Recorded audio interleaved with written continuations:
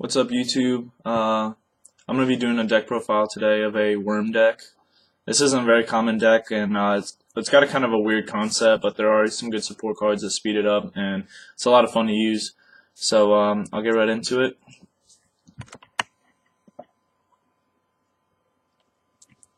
So first off, 3 Worm Zex. This is like your beater of the deck. 1800 attack, and when it's normal summoned, you can send 1 reptile type worm monster from your deck to your graveyard. And then if you control Worm Yagen, then he can't be destroyed by battle. But Worm Yagen's effect is if the only monster you control is Worm Zex, then you special summon Worm Yagen in face down defense position. And then when he's flipped up, you can bounce a monster on the field. But then, when Worm Yagen leaves the field after he's been special summoned with Worm Zex effects, he gets removed from play.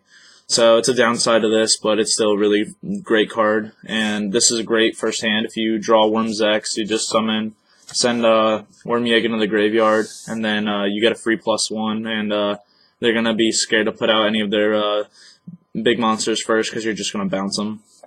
So, Worm Cartaros, 3 of these. Flip, add 1 level 4 lower reptile type monster, worm monster from your deck to your hand.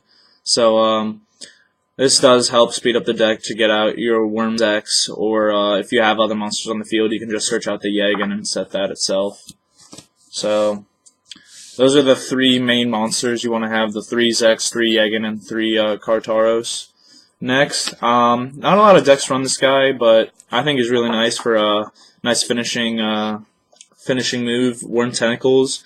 You can banish a worm type worm monster from your graveyard to have him attack twice for the turn. So for a direct attack, he's an easy 3400 damage, which is really nice. So, and 1700 attack, so it's a good beater too. 1 Worm Apocalypse. I tried running the deck without him, and I don't know. It's just nice to be able to destroy a spell or trap if you're not drawing your MSTs or anything. Flip, destroy a spell or trap, so nice card to have. And then 1 Honest. All the worms are light, so Honest is a really good tech card to have in this deck. Now for the high level monsters. A lot of worm decks won't run level 5 and 6 monsters. There are, I believe there's 4 or 5, but I do run 2 Worm Orokin. 2400 attack. These guys can't be special summoned, so once you play, like, you have to tribute summon, and once you play them and they go to the graveyard, they're kind of gone. But they're good targets for Tentacles, so you can banish so he can attack twice. But Worm Orokin, once per turn, you can flip a worm type monster face down, so you let you reuse the flip effects. A Worm Warlord, negate the effects of monsters he destroys by battle. And then, if he destroys a monster by battle, he can attack again. So, really nice card. 2350, Worm Orokin, 2400. Those are the 6 stars.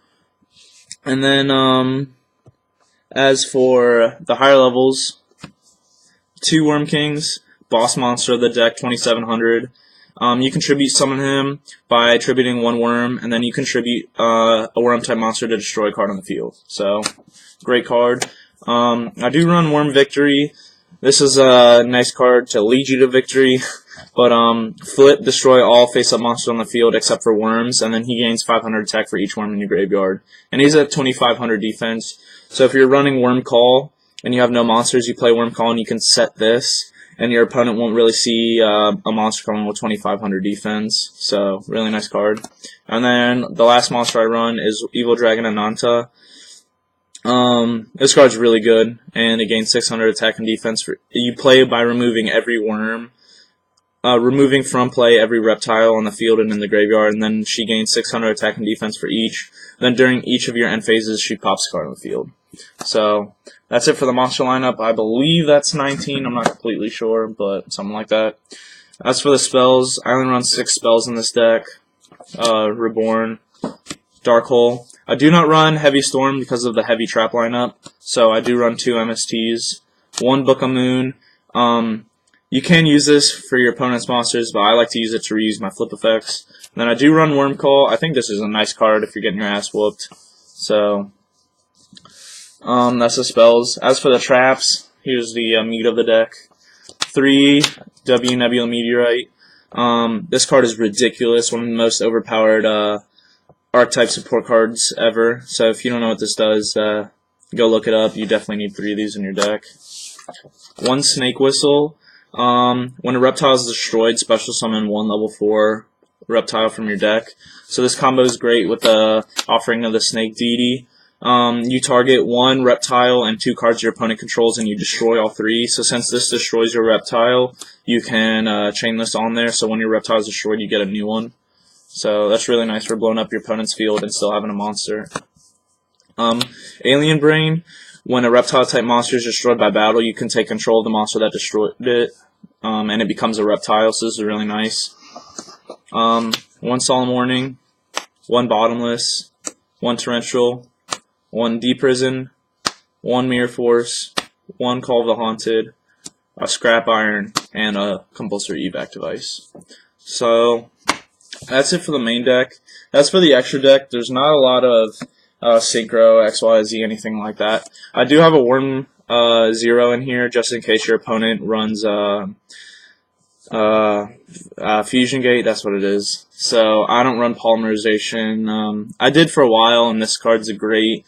He is probably one of the best worms if you can get him out in the field with a lot of attack because he has 3 different effects. But other than that, I think it's a waste of a space to run a Poly in this deck. So I keep him in here because I don't have a big extra deck. And then 1 Gagagigo the Risen. I could get more XYZs. Almost all of them are 4 stars. But 3 level 4s with 2950 attack, it's not bad. I don't really go into them that often, but I just saw this and I got it just for shiggles. I don't really use it that often, but in this deck you don't need a lot of extra deck support because what you can do is, say you have the Worm Apocalypse, the Worm Kartaros, and the Worm Yagan.